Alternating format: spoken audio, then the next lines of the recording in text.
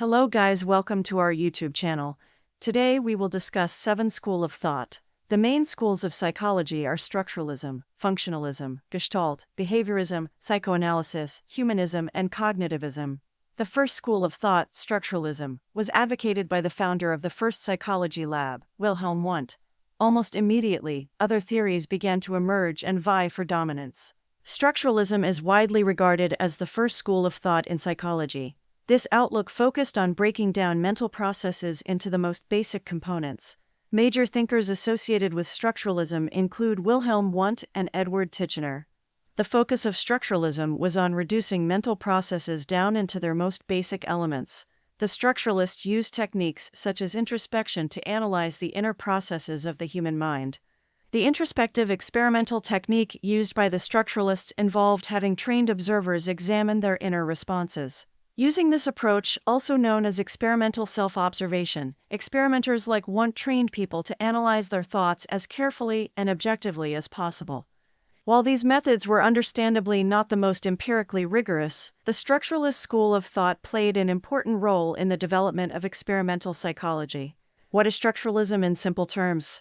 Structuralism is a method of interpreting and analyzing such things as language, literature, and society, which focuses on contrasting ideas or elements of structure and attempts to show how they relate to the whole. Structure functionalism formed as a reaction to the theories of the structuralist school of thought and was heavily influenced by the work of William James. It functioned on the mind's functions and adaptations.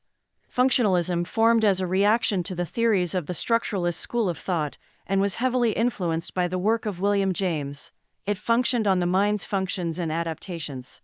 Instead of focusing on the mental processes themselves, functionalist thinkers were interested in the role that these processes play.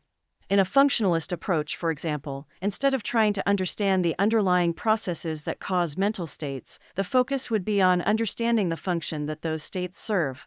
Gaining a better understanding of the purpose would allow psychologists to better understand how the mind allows people to respond and adapt to their environments.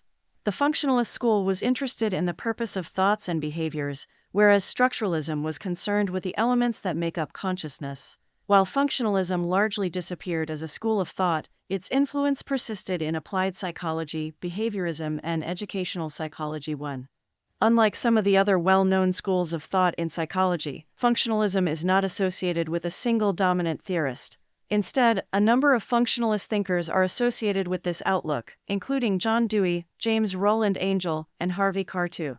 Some historians have questioned whether functionalism should be considered a formal school of psychology, given its lack of a central leader or formalized ideas. The Gestalt school of psychology. Gestalt psychology was a school of psychology based upon the idea that people experience things as unified wholes. This approach to psychology began in Germany and Austria during the late 19th century in response to the molecular approach of structuralism. Some thinkers associated with the Gestalt school of thought included Max Wertheimer, Wolfgang Köhler, and Kurt Kafka. Instead of breaking down thoughts and behavior to their smallest elements, the Gestalt psychologists believed that you must look at the whole of experience. According to Gestalt thinkers, the whole is greater than the sum of its parts, a philosophy known as holism. Behaviorism became a dominant school of thought during the 1950s. It was based upon the work of thinkers such as John B. Watson, Ivan Pavlov, and B. F. Skinner. Behaviorism suggests that all behavior can be explained by environmental causes rather than by internal forces.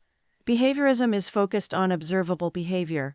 Examples of behavioral theories that emerged during this time include classical conditioning. This is a type of learning that involves associating a previously neutral stimulus with a stimulus that naturally and automatically triggers a response. For example, pairing the sound of a bell with the presentation of food. After an association is formed, the previously neutral stimulus will produce the same response as the natural stimulus. Operant conditioning. This type of learning involves using rewards and punishments to create an association between the behavior and the consequences of that behavior. The behavioral school of psychology significantly influenced the course of psychology. Many ideas and techniques that emerged from this school of thought are still widely used today. Behavioral training, token economies, aversion therapy, and other methods are frequently used in psychotherapy and behavior modification programs. The psychoanalytic school of psychology. Psychoanalysis is a school of psychology founded by Sigmund Freud.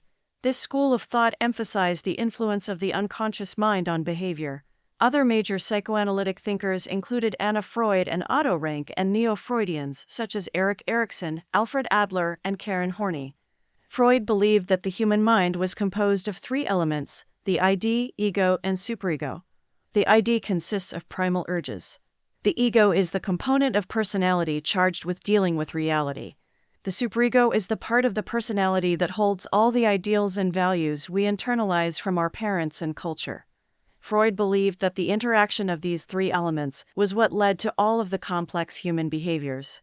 Other important theories within the psychoanalytic school included the idea of the conscious and unconscious, Freud's psychosexual approach to personality development, and the concept of life and death instincts. Freud's work also played an important role in the development of talk therapy as an approach to treating mental illness. Many traditional Freudian approaches to treatment are no longer in favor, but modern psychoanalytic therapy continues to play an important role in psychology today. Research has shown that using self-examination can play an important role in emotional growth. 6. Recap. Freud's school of thought was enormously influential, but also generated considerable debate. This controversy existed not only in his time, but also in modern discussions of Freud's theories. The humanistic school of psychology.